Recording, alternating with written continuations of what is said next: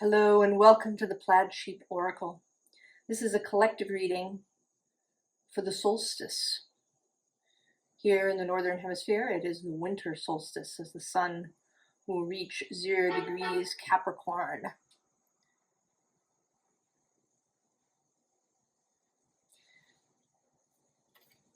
The card that came out is this archetype of the dreamer.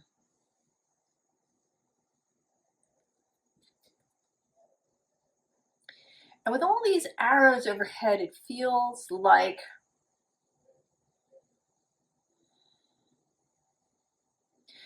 allowing the slings and arrows of outrageous fortune to just pass over you.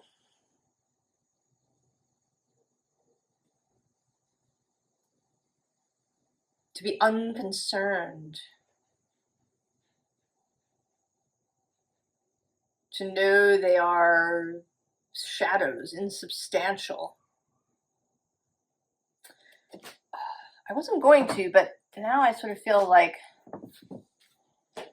I'm going to read the little tale of the dreamer. So the archeo deck has descriptions of each card, and then it has a little story for each one.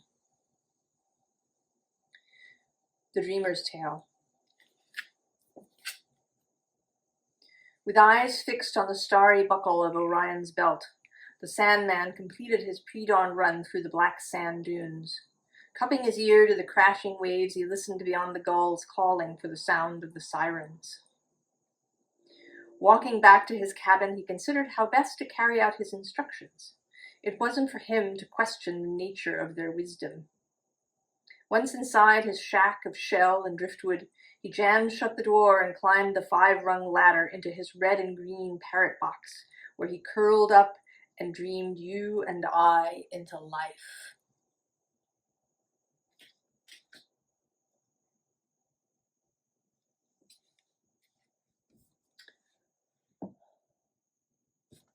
So, I'm also just now under this guidebook was my Emily Dickinson deck. And the card on the top says, a prison gets to be a friend. And that feels relevant too, because the visible underlying is this Shadow Diver card. And below that is the Hypocrite. And actually below that is the Angel. And he's not coming through so much as the Hypocrite as he is coming through just as sort of the establishment.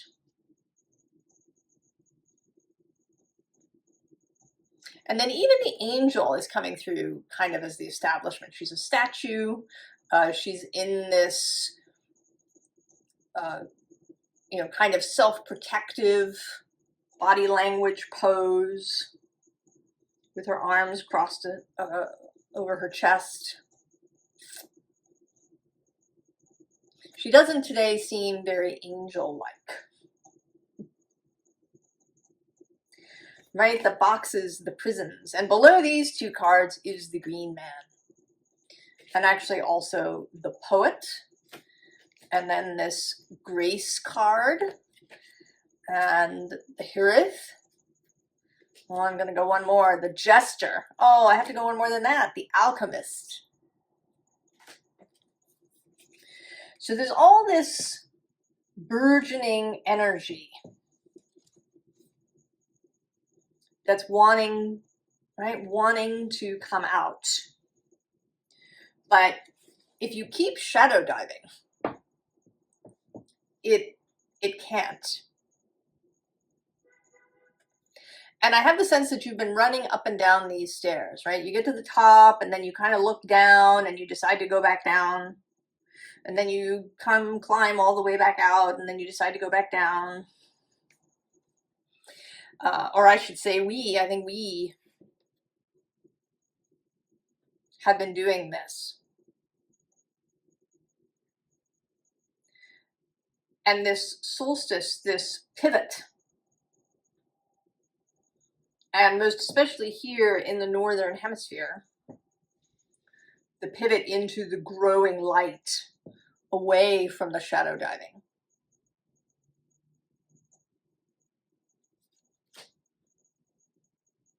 This is the message, this is the call.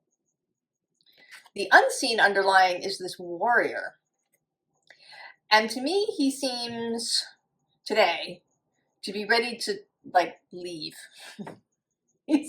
He is so done, right? He's done being the warrior, he's done fighting stuff.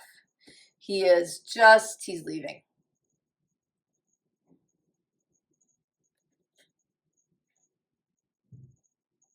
Or, I mean, it may be that he's leaving this particular battle that perhaps he's been engaged in for a really long time.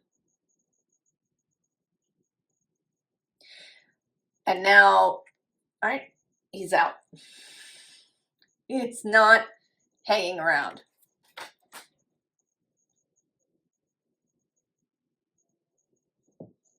He has perhaps heard the call of the dreamer. Now the next cards, it's so interesting. So first we have this Three of Cups, which often comes through for me as the fates, right? The three fates wandering through the forest together. And right below is, in fact, the Wheel of Fortune. And below that, just briefly, the Five of Cups and this Seven of Pentacles. So this repeated thing of engaging in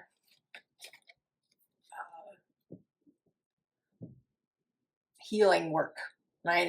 In the diving back in over and over into the shadowy spaces. And it may be that this isn't, entirely deliberate, that you run into a situation that triggers you and then you find yourself back in this place where you're, repeating some pattern. And so then, in an ideal way, you get curious. Why am I doing it? And that's certainly better than succumbing and curling up in a ball. But it has its limit.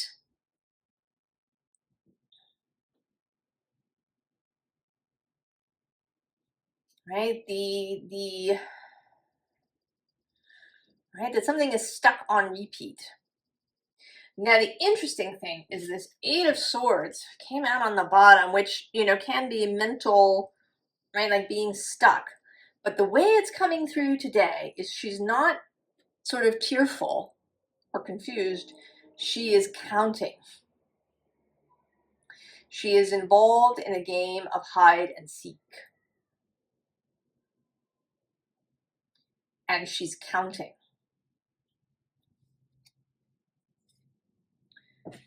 And I want to say that she is, right, that these three, rather than being the fates, they are wishes, they are goals. What Martha Beck calls wildly improbable goals.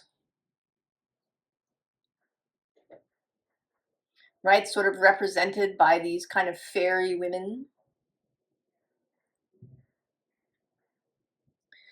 And then maybe in the past you've had this warrior feeling that you have to hunt things down or battle things. But the suggestion here is to turn it into a game. Right, that it's a little bit of hide and seek.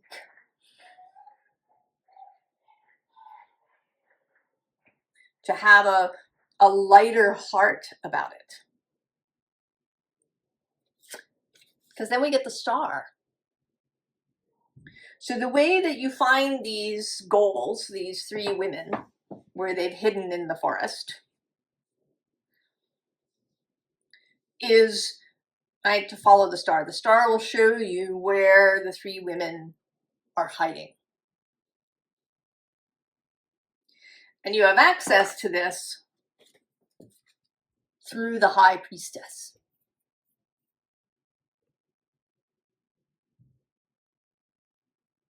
that connection. We all have it. And it may be easier for some of us to access than others, but we do all have access. I mean, it could be that part of this is, you know, through others, that if you've had an astrological or an intuitive or a card reading, that this can help you get started.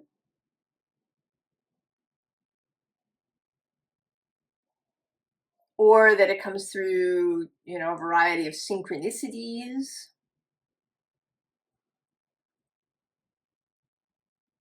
However it is that this information gets through to you. And don't be disparaging of any kind of thing.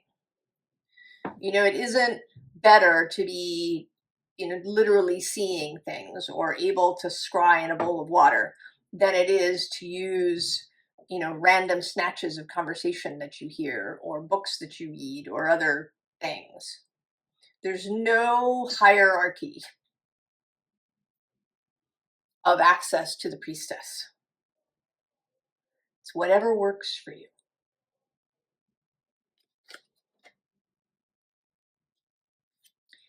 And so should you encounter the Seven of Wands, I want to say, don't even get curious. Because you know, right by now, you so know what it is that's triggering you. You know, maybe you're like me and you've got control issues, and when things, you know, seem to be slipping out of your control, when you can't control other people's actions or how they meet the world, you know, maybe that's triggering. Whatever it is, you know what it is. Just cease engaging with it. Tell it you are finished. You are no longer interested. You are bored. It is, right? You are so over it. I mean, you have been up and down this staircase so many times. You're sick of it. It is finished.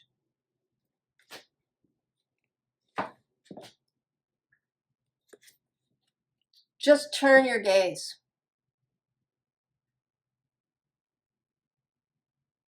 And it may take you a little bit, right?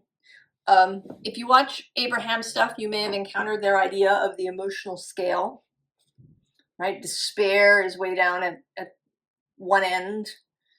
Right? Despair is really a disempowering kind of energy. And then all the way at the other end is ecstasy and, you know, pure joy. Now, you can't get from despair to joy all at once. You know, maybe you pass through anger. You know, if you're angry, maybe you pass through frustration. If you're frustrated, maybe you were able to pass through pessimism into, you know, then you move a little bit into hope. And then you can move into optimism, and then you can move into faith, right? So, right, just turn your head a little bit. You know, I kind of don't care what it is, right? Is it a movie? Is it a book? Is it writing something? Is it listening to a particular piece of music that you find uplifting and that can, right, that can just get you out of this? So you're not spinning your wheels and running up and down the stairs. Because the answer is that you know by now. You know. You're going to look forward. Right? You're going to allow this wheel of fortune to turn rather than running back and turning it back the other way every time this happens.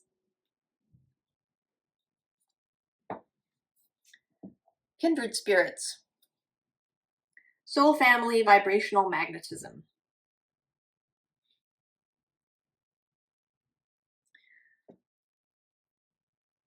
Becoming attracted to the thing, right? So you have your star, you have your connection through the priestess, you know what it is you're seeking,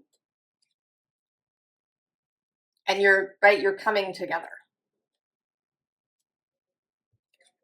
with the thing.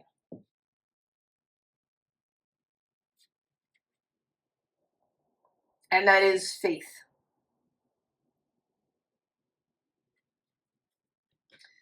The bottom of the deck has Sweet Alchemy. Transmission, inner light, cycles of growth.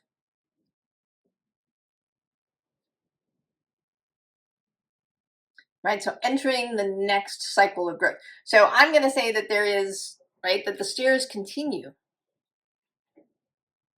That maybe it wasn't visible previously. That the next set of stairs were hidden from your gaze. But now they become visible and you can head up the next set.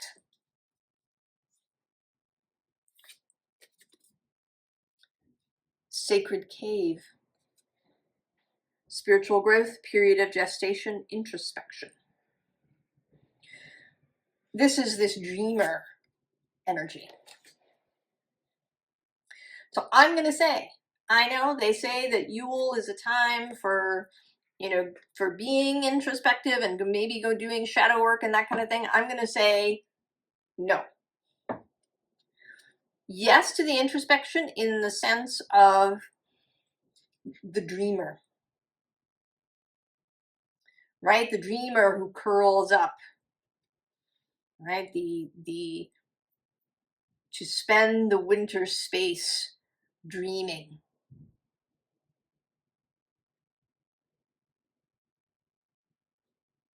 Not, going in and questioning yourself and doing these kinds of things.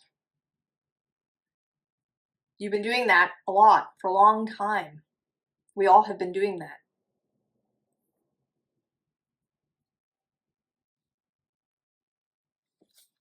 Now is the time for dreaming the new thing into being, as the sun gets higher and higher in the sky.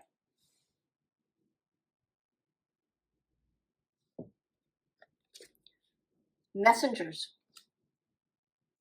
guardians, divine orchestration, calling in support. As well, your dream may, it may involve lots, other people. Love, business, children, whatever it is. Probably there's somebody else involved. And they're just as interested. You're calling to each other. And you're going to find each other. There's going to be gathering with these people as we move from the solstice into the next cross quarter.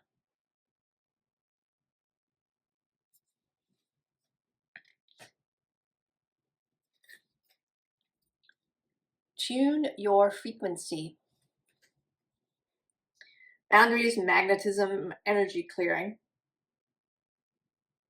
But more than that, I feel like this crystal that's in front of her is a manifestation of her call. It's kind of a lighthouse. She is imbuing it with her energy, with her hopes, with her desires, the desires of her heart. I sort of see it getting pinker and pinker and brighter as she sits there. That it becomes an irresistible beacon.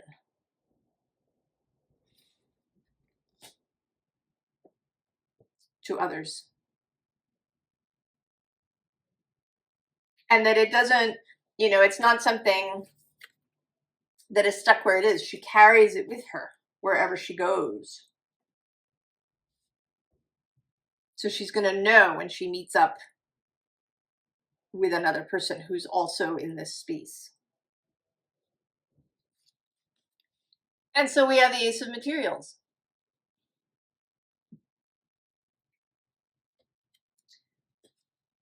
Now below that we have both this 5 of emotions and then this 10 of voices.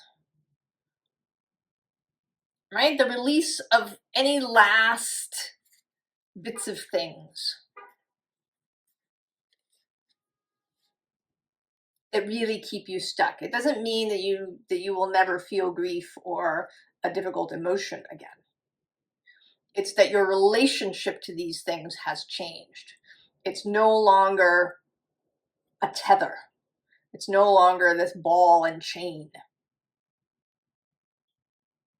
or this maze that you keep running around in. Right below them is this fantastic Queen of Emotions. She's my favorite. The Knowing, right? She's kind of the High Priestess too. And below her is the Lovers. Right? The choice.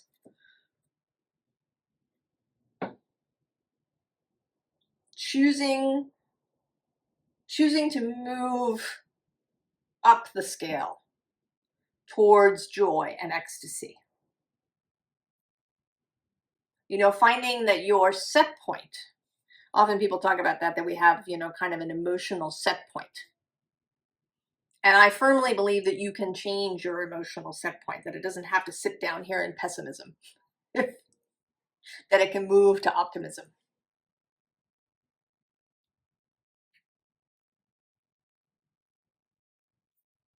Because at the bottom of the deck is death, transformation.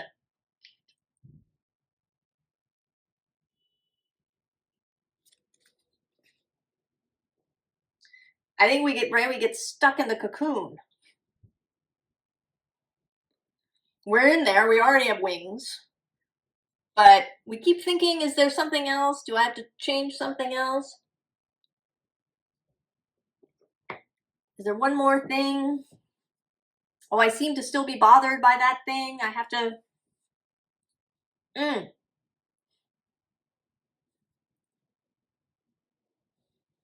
Right?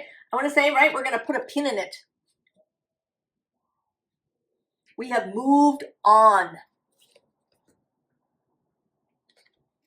And then we get the Knight of Inspiration, Knight of Wands, and the Muse of Inspiration sits at the king spot in this deck, but is, you know, isn't really a king energy, right? The Muse energy, that which is inspiring, really inspiring, that which, you know, creates the dreamer's dream. Right? And this horse. You know, I want to say that you've been here kind of hesitating, and this horse is just, it's just coming up behind you.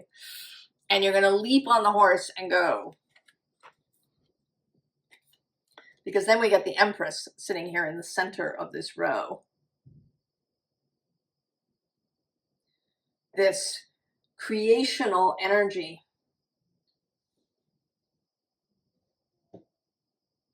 You know, the earth, right? The earth responds to us, to our feeling, to our minds, as much as other people do and the normal events in our life do, so does the earth.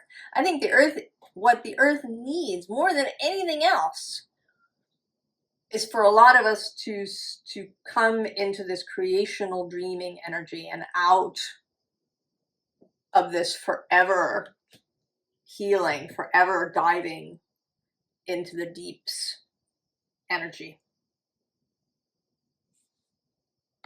Right? Because then we repeat 3 of Inspiration, 3 of Wands again.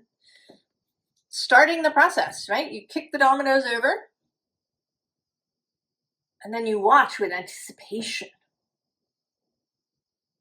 Right? You know, maybe you're counting to 100.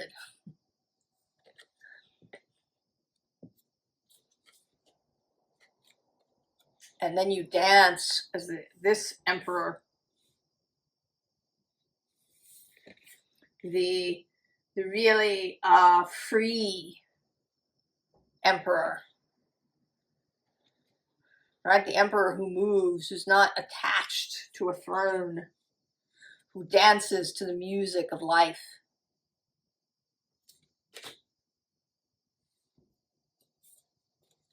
And the cobra. So now you're ready to act.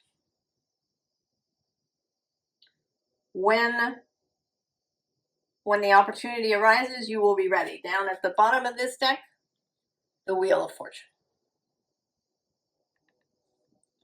When the opportunity arises, you are ready. And you have also the Bear below that for some grounded, stable energy. The Peacock as well for for a positive outlook, for some pride, knowing that you're fabulous and that you're ready to go.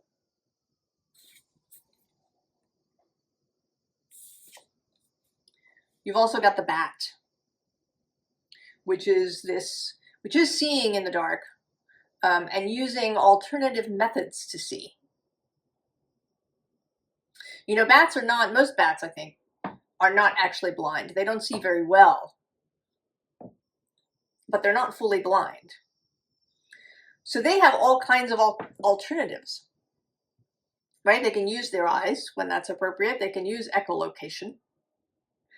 I imagine that, you know, they also use other kinds of vibrational locating just through their bodies. They feel the currents of air as they fly. All the senses, right? This is this high priestess. Then we get the Son of Wands, the Knight of Wands again, right? Really ready to go.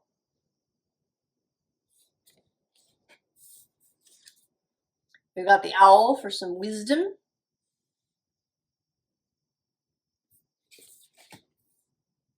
Experience, knowledge, and then the Eight of Pentacles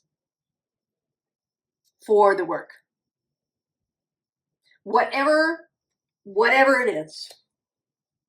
Project, job, child, home, marriage, whatever it is.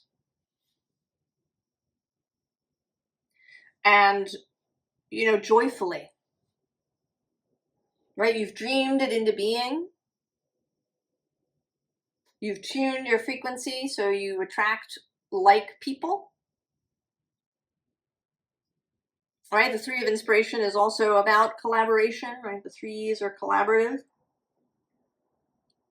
You know, and maybe, right, if we have the Cobra and the Son of Wands here, might both be you, or it might be you and another person or people.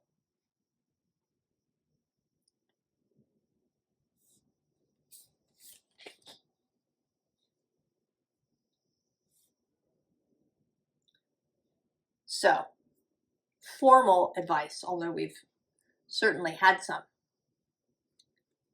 The Magician. Yeah.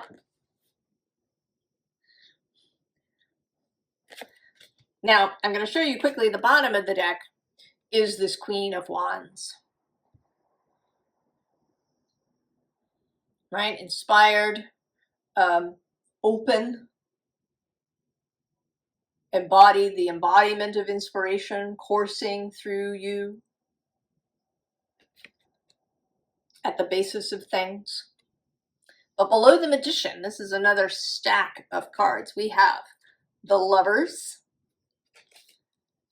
the Universe, aka the world, the Tower with, you know, all the changes that you want to make, the Sun for clarity and vision, wealth in the Ace of Pentacles repeating, establishment with the Ten of Pentacles, so the whole thing,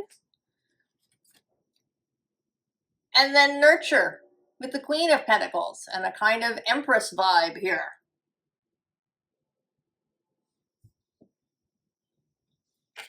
How is that for all that is? King of Swords, authority. I mean, that's really the heart of it, is your own personal authority. I kind of see him as this warrior. You know, you may have been fighting for causes that weren't really your own, or that had to do with stuff that happened when you were a kid, or your family, or your culture, or whatever, blah, blah, blah. And now you are, right, you are your own authority. You're making independent choices that are not all twisted up with your coping mechanisms and all of that. Three of Cups again, right? With this friendship, the unified will, getting your motivations together, really knowing, you know, what is it that you're really dreaming of?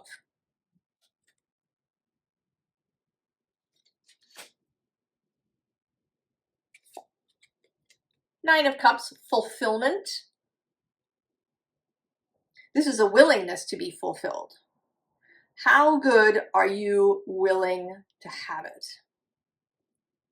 And this is a serious question. I ask this seriously. Really ask yourself, how good am I willing to have it? Right? I've been building resilience. I've been building capacity. How good am I willing to have it? How much can I hold? How much can I have and feel thoroughly comfortable? And then own it. Success. The power pose.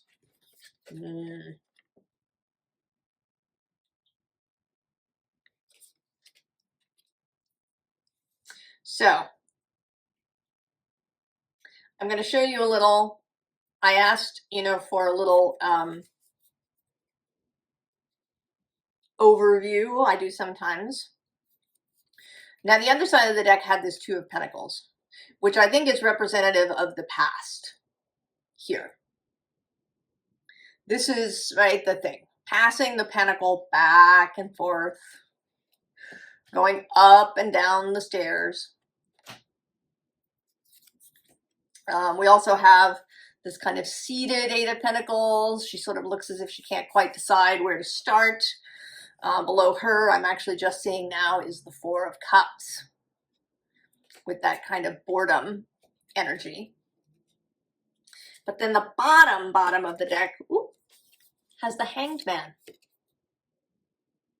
Right? The new vision, the new perspective. And then the willingness to get down from the Hanged Man position when you're done. But the cards that came out, the Knight of Cups, right? The universe, the world, your own soul, life, has this, right, is ready, has a bouquet of flowers for you. And what, right, the next card, Ten of Swords, letting it go. Letting it go, that is, right, Ten of Swords.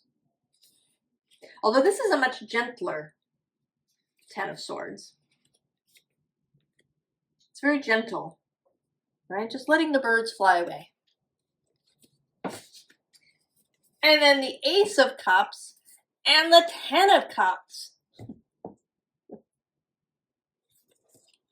So I hope that I've sold you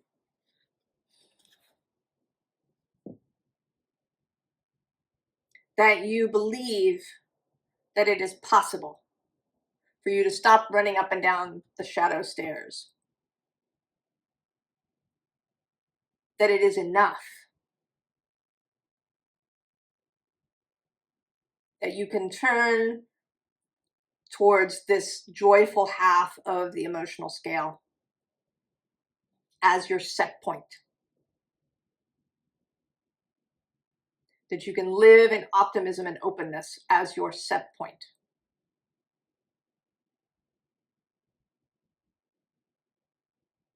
That you can really believe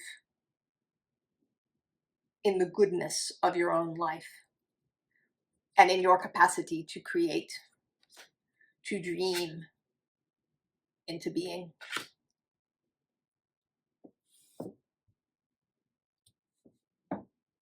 Well, I wish you a very merry solstice and a happy new year. And I will see you next time. So long.